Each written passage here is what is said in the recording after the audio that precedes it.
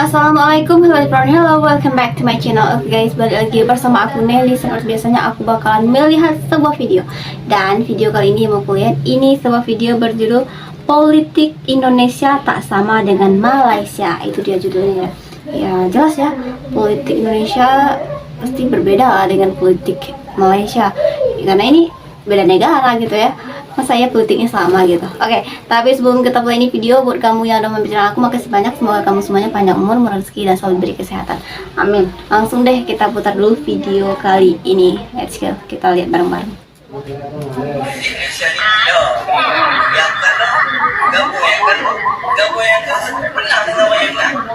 Oh, itu maksudnya. Kalau Indonesia kan contoh dengan Pak Jokowi dan Prabowo kemarin. Awalnya berlawanan, ujung-ujungnya Bapak Prabowo diangkat jadi Menteri Pertahanan ya. Dan demokrasi di Indonesia saat ini masih hangat di jagadmaya dengan pelaksanaan pemilu 2024. Proses pemilu Indonesia ini selain mengundang ragam pandangan dari pakar-pakar politik dalam negeri, namun juga dari negara tetangga yang saat ini juga getol membedah dan menganalisa peta politik dan demokrasi di Indonesia. Oke. Ada banyak surat pandangan dari media tetangga yang juga mengupas tentang politik identitas dan kemudian mereka bandingkan dengan politik di negaranya. Dalam 3 ataupun 4 bulan kebelakangan ni suhu politik Indonesia memang sangat tinggi. Kenapa dia menjadi jemperemangan dan kenapa aku mendalami dia adalah kerana dia adalah salah satu demokrasi terbesar di dunia. Demokrasi terbesar di dunia. Aku rasa tak silap aku yang ketiga terbesar di dunia, nombor 1. Satu benda yang aku sangat menarik yang aku pandang sebagai sesuatu yang sangat menarik tentang Indonesia adalah political literacy. Kefahaman politik, Literasi politik. literasi politik. Benda tu adalah sesuatu yang bagi aku seringkali menarik perhatian aku sebab kalau kau tengok political discourse di Malaysia, diskusi politik, perbincangan politik di Malaysia, kadang-kadang diskusi itu terlalu surface level, terlalu murah-murahan. Ada pergaduhan yang murah-murahan, perbalingan cacian dan makian yang murah-murahan. Artileri politik dia pun murahan. Artileri politik, Aduh. politik yang murah, dia akan mainkan sentimen-sentimen yang murahan. Tetapi di situ even tak payah pergi jauh lah, bulan 7 lepas bila aku sempat ke Lombok, dan individu yang aku naik Grab daripada airport ke hotel kan, dan Naik Grab driver aku pun dia adalah dia pernah bekerja di Malaysia dalam construction sector. Boleh dikatakan lower middle class dia orang, tetapi cara dia membicarakan politik negara dia tu was with so much of depth.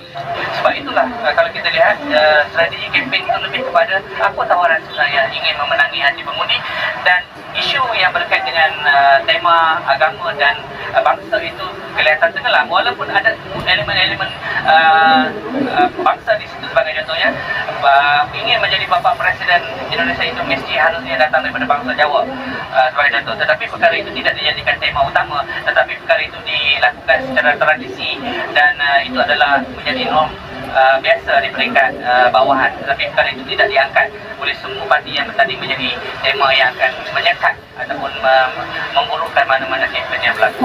Jadi ni sekarang ni bergaduh lagi sehingga bulan Februari pemilihan. Tapi selepas keputusan telah dibuat, telah dipilih siapa yang menjadi presiden dan calon wakil presiden, selesai. Tak ada lagi dah politik-politik ni semua. Tak macam kita. Dah selesai daripada tahun 2022 bulan November dah selesai, kerajaan dah terbentuk dah. Masih lagi kemelut politik ni tak berakhir. Ini yang ngomong bukan orang Indonesia ya guys. Masih duk dengar lagi. Mula-mula apa langkah London, atau langkah apa pula. Sekarang ni langkah Dubai pula. Langkah demi langkah demi langkah. Kan? Tak habis-habis lagi. Patutnya dah habis selesai dah hari itu dah. Tak dengar dah langkah-langkah ni semua. Langkah ni akan dengar pada bulan November 2027. 2027 masih lama ya. Ni baru dalam setahun lebih saja. Indonesia kalau pilih itu 5 tahun selesai. Politik dah habis dah. Masa untuk menjalankan tugas sebagai presiden dan wakil presiden, membangunkan negara. Penyatuan semula. Politik Indonesia pernah memiliki pengalaman dalam politik identitas saat masih pemilihan umum periode sebelumnya.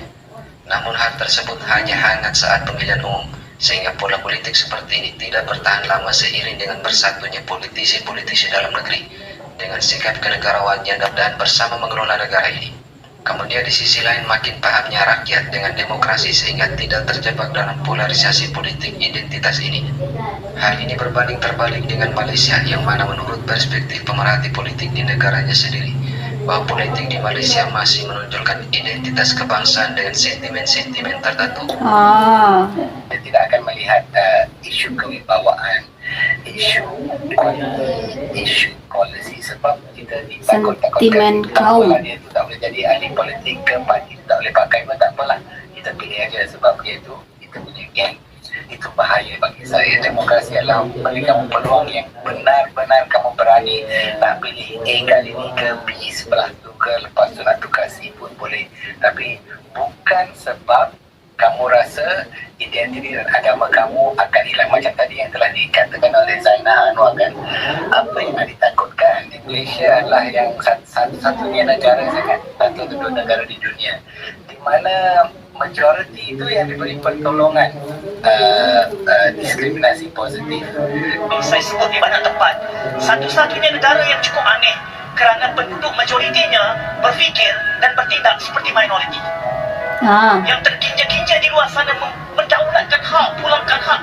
Hak ini memang sudah termaktub dalam perlembagaan, tetapi terginja-ginja kita di luar menuntut hak yang memang sudah terbela, seolah-olah kita minoriti. Sedangkan dari puncak istana sampai ke pion pejabat tanah itu tidak pernah bukan Melayu. Dan majoriti yang menduduki kerusi dalam parlimen juga sepanjang 15 episod pilihan raya tidak pernah bukan majoriti Melayu. Ini yang saya dalam konteks media harapkan ada keterbukaan, kerana saya sebut kepada menteri, masuk kepada Perdana Menteri, keterbukaan ini adalah kunci untuk mencerdaskan audience. Sementara kita menantikan pendidikan memakan masa bertahun, tetapi mujadalah itu sudah terangkum di dalam An-Nahl 125 Wajadilhum billati ahsan yang gagal kita manfaatkan. Orang Melayu yang mentaliti mereka adalah konservatif, dan mentaliti ini adalah dipengaruhi terutama sekali oleh pandangan atau sikap feudal dan pandangan atau sikap perkauman.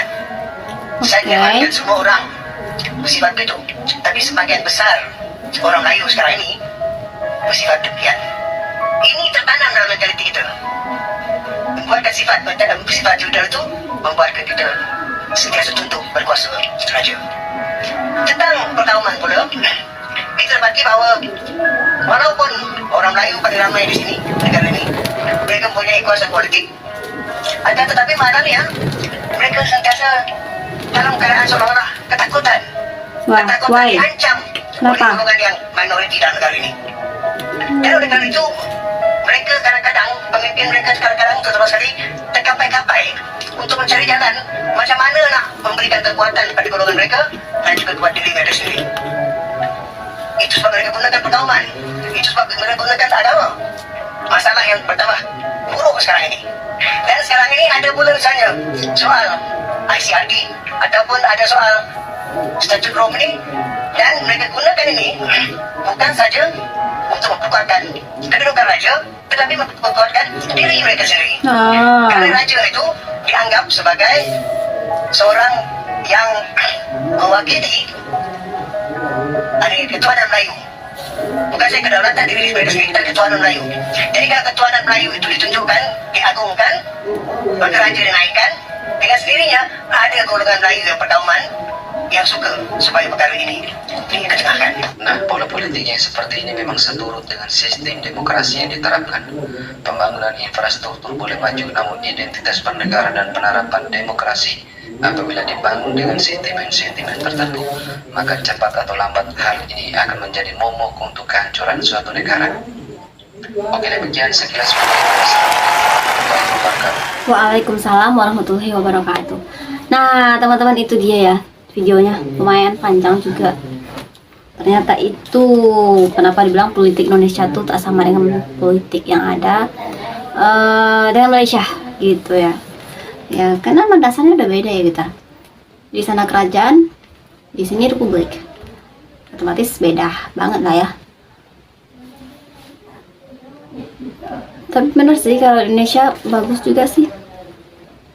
emang waktu misalnya pemilihan presiden waktu dulu Pak Presiden Jokowi ini kan berhadapan dengan Pak Prabowo. Nah, di kala itu kan mereka tuh lawan tuh ya. Tapi cuman sampai di situ aja. Setelah Bapak Presiden Jokowi ini terpilih menjadi presiden Indonesia, nah Bapak Prabowo ini tuh diangkat menjadi Menteri Pertahanan Indonesia oleh Bapak Jokowi ini. Jadi persaingan lawan politiknya ya hanya sebatas itu sih. Kalau kita lihat yang terang-terangnya aja ya, kita nggak tahu belakangnya kayak gimana gitu. Tapi kalau di Malaysia kayaknya mereka terang-terangan juga ya, itu menunjukkan kayaknya yang kalah sama yang kalah, yang menang sama yang menang gitu ya.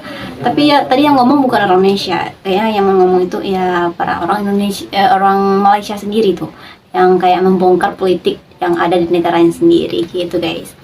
Nah teman-teman, mungkin kali ini kita cukupkan sekian dulu videonya. Kita bisa jumpa lagi di next video. But don't forget to comment, share, and subscribe. Jangan lupa loncengnya diaktifkan juga. Oke, terima kasih. See you. Bye. Assalamualaikum. Bila aku harus mencintai dan berbagi hati, itu hanya denganmu. Namun bila ku harus tanpamu. Wah, itu lagu negara sekarang tuh lagi viral-viralnya guys.